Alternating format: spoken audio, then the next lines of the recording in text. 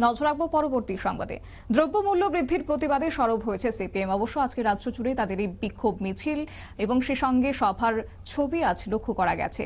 এবং একই সঙ্গে আজ দ্রব্যমূল্য বৃদ্ধির প্রতিবাদে বিকেল 4টা নাগাদই ড্রপগেট থেকে একটি মিছিল তারা বের করেছেন, যা কিনা শেষ হয়েছে ডাকিরচলায় এসে। এই মিছিল থেকে কি জানিয়েছেন সমর চক্রবর্তী, ডুকলি বিভাগীয় কমিটির সম্পাদক অর্থাৎ প্রাক্তন ডেপুটি মেয়র, কি বলছেন শুনুন। আমাদের ভারতের কমিউনিস্ট পার্টি মার্ক্সবাদী উদ্যোগে রাজ্য জুড়ে কর্মসূচি এখন চলছে। আমাদের পার্টি সিপিআইএম ডুকলি মহকুমা কমিটির উদ্যোগে আজকে আমরা এখান থেকে মিছিলটা শুরু করবো এবং নাগেরজোড়া থেকে আমাদের মিছিল শেষ করবো। আমাদের মূল যে দাবি সেটা হচ্ছে নয়া যে ওয়াকফ আইন করেছে কেন্দ্রের সরকার, গায়ের দূরেই বলা যায় এটা তারা করেছে চাপিয়ে দেওয়ার মতো সাম্প্রদায়িক একটা ভেদাভেদ দেশে সৃষ্টি করার জন্য এই আইন তৈরি করা হয়েছে।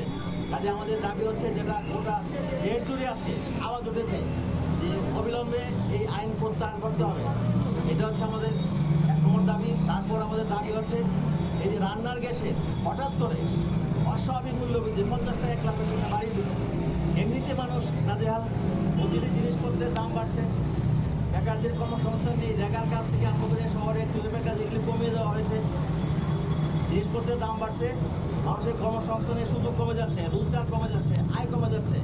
তার উপর বলা যায় একেবারে মরার উপর খাড়া ঘায়ের মতো এই রান্নার গ্যাসের মূল্য আবার 1050 টাকা বাড়িয়ে দিল। কাজে এটাও মানুষের উপর একটা বিরাট আর্থিক বোঝা, বিশেষ করে যারা সাধারণ মানুষ গরিব।